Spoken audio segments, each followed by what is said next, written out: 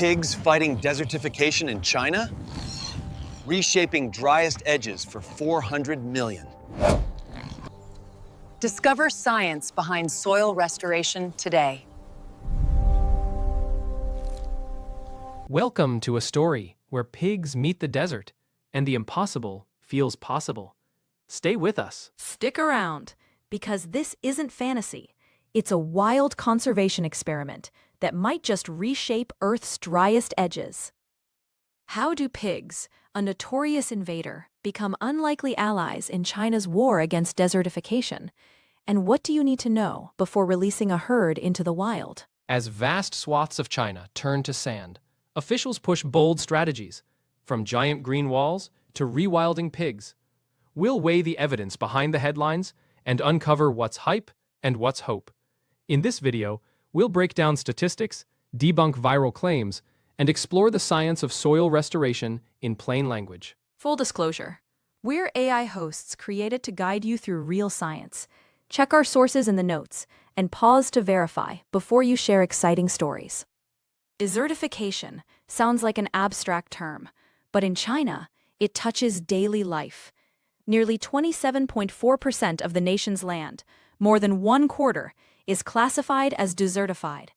That means swaths of farmland, grassland, and even villages have turned into sand dunes. More than 400 million people feel its effects in the form of lost crops, dwindling groundwater, and sandstorms that stain the sky orange. In March 2021, a single storm swept across 12 provinces and affected about 380 million hectares. When you imagine that scale, pigs wandering in sand isn't silly. It's an attempt to heal a vast wound. China's most famous response is the 3 North Shelter Belt, sometimes called the Great Green Wall. Launched in 1978, this ambitious project aims to plant a 2,800-mile belt of trees along the country's northern frontier. By 2024, afforestation efforts had covered over 31 million hectares, increasing forest cover from around 5% to nearly 13.8%. News from November 2024 celebrated the final 100 meters of a 3,046-kilometer barrier planted along the Taklamakan Desert. Imagine workers and volunteers lining up to plant the last saplings as part of a living wall visible from space. Progress is real yet fragile. Recent reports say more than half of treatable desertified land has been rehabilitated, and about 65 million mu, roughly 4.3 million hectares, has been reclaimed. Since 2012, authorities have managed 365 million mu of desertified land, preserved 480 million mu of forest, and rehabilitated over 1.2 billion mu of grassland. The vegetation green line has shifted 300 kilometers westward, and air quality in Beijing saw 290 good days in 2024. But behind the headlines lurk climate change, overgrazing, charcoal production, and groundwater depletion. Without vigilance, dunes can creep back within a decade. That's where pigs enter the conversation. Feral swine are infamous for rooting up crops and carrying disease. Yet ecologists also view them as potential soil engineers. Studies show they can excavate more than 350 tons of soil per hectare, breaking hard crusts into pits that trap seeds, water, and organic matter. Their manure, when composted, has an NPK ratio of roughly 0.6, 0.4, and 0.3%, enough to enrich barren sand. However, releasing pigs without oversight can cause erosion, spread parasites, and displace native species. We'll explore both the promise and perils in detail. Let's dive into the numbers to ground our story. The Chinese government reports that since 2012, it has managed about 365 million mu of desertified land, preserved 480 million mu of forest, and rehabilitated over 1.28 billion mu of grassland. Erosion control measures span more than 670 million mu. Yet desertification still affects over 1/4 of the country's territory, and roughly 400 million people are exposed to dust storms and degraded soil. Putting these numbers together gives a sense of scale and shows why no single intervention can solve the problem overnight. You may have seen sensational posts claiming that authorities airdropped 5 million pigs into the Gobi to plow the sand. It's a catchy meme, but there's no evidence of a massive nationwide pig release. Instead, a handful of local experiments have introduced small herds into fenced plots to test whether their rooting can improve soil infiltration and seedling survival. Headlines that exaggerate these trials for clicks risk undermining trust. As always, it's important to check sources and consider the actual size and design of ecological experiments before sharing. So, what do the controlled studies show? In pilot projects, teams monitored soil moisture, seed banks, and erosion over multiple seasons. They found that pigs' wallows created microcatchments that retained rainwater and helped seeds germinate, boosting native grasses and shrubs. However, results depended on careful stocking densities and supplemental feeding. Where pigs were left unchecked or numbers spiked, vegetation cover actually declined and bare patches expanded. Managers concluded that pigs can act like living plows, but they require constant oversight to avoid tipping the balance from restoration to degradation. Mechanical solutions provide a different kind of tool. The M-Grass Ecological Environment Group, for example, develops portable machines that weave reeds and straw into mats. These mats are then laid in a checkerboard across dunes, forming barriers that slow wind, stabilize sand, and trap organic debris. With human crews, workers might install a few hundred meters of barriers per day. With the machines, teams can fix up to 30,000 meters daily. Such technologies offer predictable results and don't reproduce or migrate, but they require materials, maintenance, and funding. The takeaway from this data dive is nuance. Pigs aren't magical saviors. They're one experimental approach among many, alongside tree belts, straw barriers, drip irrigation, and grazing reforms.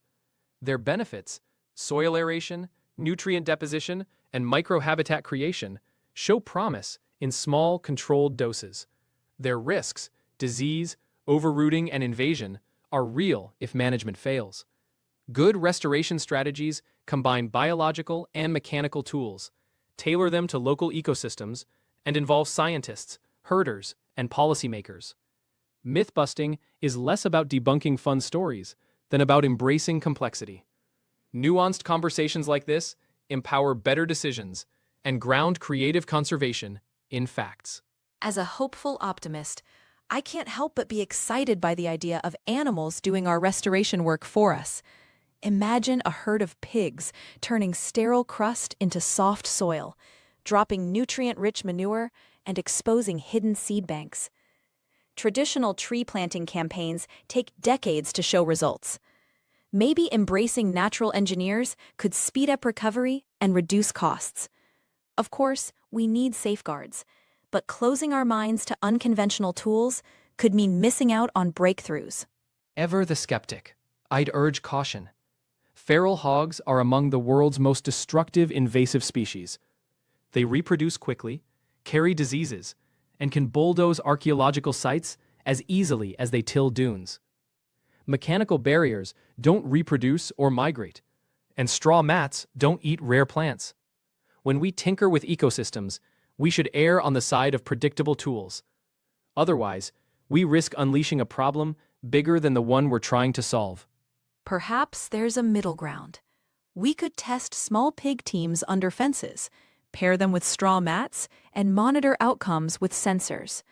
Community herders could help care for the animals and receive incentives for success. Simultaneously, we'd expand afforestation, enforce grazing bans, and adjust pig numbers yearly based on results. We invite you to vote in our poll and share your own balanced restoration designs in the comments with curiosity and care. Animals as ecosystem engineers are not unique to China.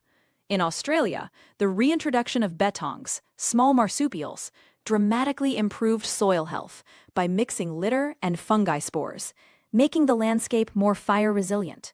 In North America, Wolves sparked trophic cascades that altered the course of rivers when their predation pressure reshaped elk behavior and plant growth.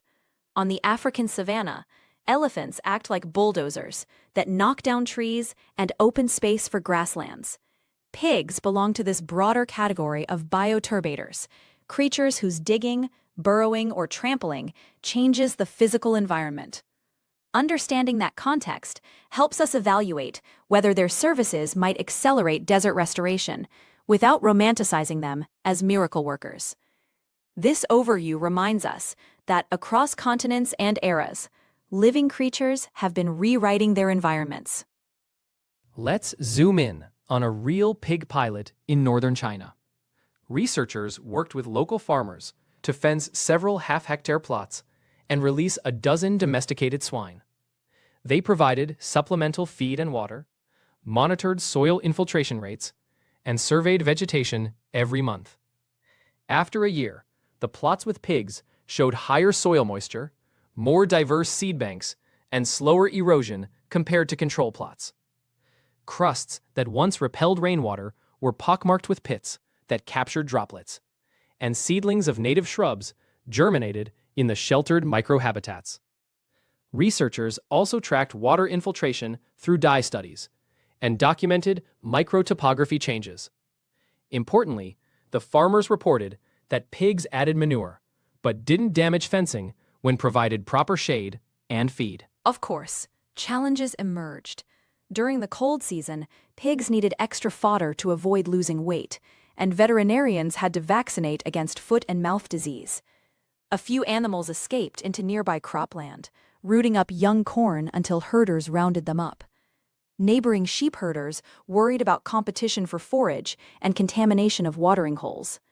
Researchers responded by adding double gates, improving fences, and compensating herders for any losses.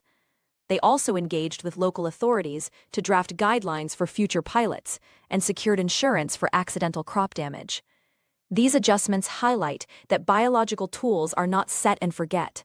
They require adaptive management and social license to operate. It's a partnership between science and society. Contrast this with mechanical innovations. Portable sand-fixing machines weave reeds and straw into a tight grid that can be laid over dunes in hours. Once installed, the straw grid reduces wind speed at the surface, collects organic debris, and anchors seedling roots. Teams operating these machines can install tens of thousands of meters of barriers every day, far outpacing manual labor. When paired with drip irrigation and hardy desert species such as saxaul and haloxylon, survival rates climb above 50%. These innovations stem from decades of trial and error by engineers and farmers working together. These tools require capital investment, maintenance, and supply chains, but their behavior is predictable and doesn't depend on animal whims. Policy frameworks underpin both biological and mechanical efforts. A 2024 government report noted that 53% of treatable desertified land had been rehabilitated. More than 65 million mu, about 4.3 million hectares, was reclaimed, and investments totaling 32 billion yuan supported 287 major projects. Legislation has preserved 480 million mu of forest and rehabilitated over 1 billion mu of grasslands. Soil erosion control measures cover 670 million mu. Vegetation coverage in the 3 North region increased, shifting the Green Line 300 kilometers west, but enforcement of grazing bans and water conservation laws remains crucial. Together, these numbers illustrate both ambition and the scale of the challenge. The deeper lesson from these explorations is that restoration is messy. No single strategy can reclaim deserts alone. Success emerges from weaving together local knowledge, scientific research, economic incentives, and a mix of tools, from pigs and betongs to straw mats and drip pipes. Community participation ensures that interventions align with livelihoods and culture. Monitoring and adaptive management catch unintended consequences early. We must also consider ethics, animal welfare, and long-term ecosystem resilience in every decision, resisting quick fixes and embracing patience. When we listen to people on the ground, their stories guide us toward sustainable paths. And, perhaps most importantly, the stories of hope, like a green line marching west and children playing where dunes once dominated, show that perseverance pays off. If you live near arid lands or care about them, there are concrete steps you can take. Volunteer with local tree planting or dune stabilization projects, or donate to organizations that support afforestation and soil restoration. Advocate for policies that regulate grazing, protect aquifers, and reduce carbon emissions. Avoid releasing animals yourself, pigs, goats, or any others, without permits. What seems helpful could become invasive. Instead, engage with local scientists and land managers to explore citizen science opportunities, such as monitoring plant growth or reporting illegal sand mining. Plant drought-tolerant native shrubs in your garden to support pollinators and reduce soil erosion. Attend community meetings and raise your voice for sustainable land management. Every small act adds up when millions of people contribute. Our channel thrives because of this community. In the last month, your comments on our Bat Cities episode spurred us to interview field researchers, and your votes on the poll guided us to cover pigs. We've seen a rise in average view duration thanks to thoughtful viewer questions and shares. We're also blown away by your field photos and audio uploads that bring remote landscapes to life. Your participation transforms this channel from a lecture into a dialogue. When you like, comment, or share, you signal that these deep dives matter. So here's a challenge. Invite one friend to watch this video and leave a conservation tip in the comments. We'll feature the most creative suggestions in a future episode. Media literacy is a conservation skill. When you encounter headlines about pigs saving deserts or tree planting saving the climate, hit pause and open the sources. Our video includes a sources notes panel with direct links to scientific studies and news reports. By taking a minute to verify claims, you help fight misinformation that can derail real solutions. Share those sources when you talk to friends or post on social media. Teach kids to ask where information comes from and to look for primary sources. Good habits start young. Use our transcripts and footnotes to follow along while listening. By building a habit of fact-checking, we strengthen public discourse and ensure that policies rest on evidence rather than memes. Above all, stay hopeful. Desertification is daunting, but not destiny. China's achievements, shrinking sandy land by 65 million mu, moving the Green Line westward, and increasing forest coverage to 13.8%, show what coordinated action can accomplish. With persistence and a mix of tools, degraded lands can bloom again. So look out at those dunes or dusty fields with imagination. They're not just scars, they're canvases waiting for trees, grasses, straw grids, and maybe a few carefully managed pigs. Remember that many success stories started as small pilot plots that scaled up over years. Patience and persistence beat quick gimmicks. Hope is an act of resilience and of collective imagination. It's time to celebrate you. A heartfelt shout-out to @Musketeer Chris for diving deep into the nutrient cycles of pig manure and sharing composting tips in the comments. Thank you to @FractAlchemist for recording backyard bird calls and uploading them to our citizen science thread. We also see you @Jorge Cruz Seda 7551, reminding us to balance visuals with reality checks. Feel free to drop location pins when you mention your region. It helps us map this community across continents. Your engagement isn't just noise, it shapes this channel. We learn as much from you as you learn from us. Keep sending field notes, questions, and constructive critiques. We're building a learning community together. Let's talk poll results. During our Myth Bust segment, we asked if pigs should play a role in desert restoration. 62% of you said yes, but only under strict management. 20% said no, preferring mechanical methods, and 18% were unsure. In the comments, viewers debated the ethics of using animals, compared costs, and shared local experiences with invasive species. Some of you even shared photos of fencing designs and straw grids from your own restoration sites, giving us visuals to share in future videos. These contributions spark cross-pollination of ideas. This range of opinions is healthy. It shows that our community values nuance over hype. Before we wrap, here's a teaser. Next time, we're traveling to the Sahel to explore how ants and termites build miniature gardens and alter the soil chemistry. Their mounds can rival skyscrapers and store moisture underground. We're also considering episodes on prairie dogs aerating grasslands, elephants digging water holes, or oysters filtering estuaries. So jump into the poll linked on the screen and vote for your favorite ecosystem engineer. We'll also announce a community challenge, inviting you to document signs of animal engineering near you, from worm castings to bird nests. Your choice will shape the next adventure. Don't forget to hit subscribe so you don't miss it. As we reach the end, let's recap what we've learned. China's deserts remain vast, but have shrunk thanks to tree belts, straw grids, grazing reforms, and careful experiments with pigs. Numbers matter. 365 million mu managed, 65 million mu reclaimed, 1.28 billion mu of grassland restored, and a green line moving west by 300 kilometers. Pigs, while charismatic, are not saviors. They're one tool that must be balanced with technology and policy. Restoration succeeds when science, communities, and nature collaborate. From the statistics to the stories, we hope you feel empowered to look beyond headlines and see the hard work behind ecological success. If this deep dive sparked your imagination, please like the video, subscribe, and share it with a friend who loves quirky science. Check out our playlists for stories about beavers building wetlands, coral polyps constructing reefs, and crows crafting tools.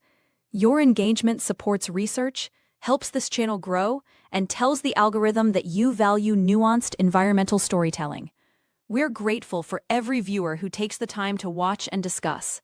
Drop us a line if there's a creature engineer you think we've missed, or a conservation myth you want busted. Your ideas fuel our research and keep content fresh.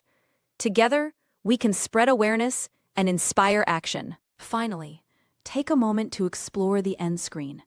There you'll find links to related videos, our full sources notes document, and a poll for the next topic. Leave a comment with your region and any restoration projects you're involved in or curious about. Your ideas might feature in the next episode's shoutouts. Behind the scenes, our team reads every comment and notes trends, so your feedback shapes not just the next script, but the way we use AI voices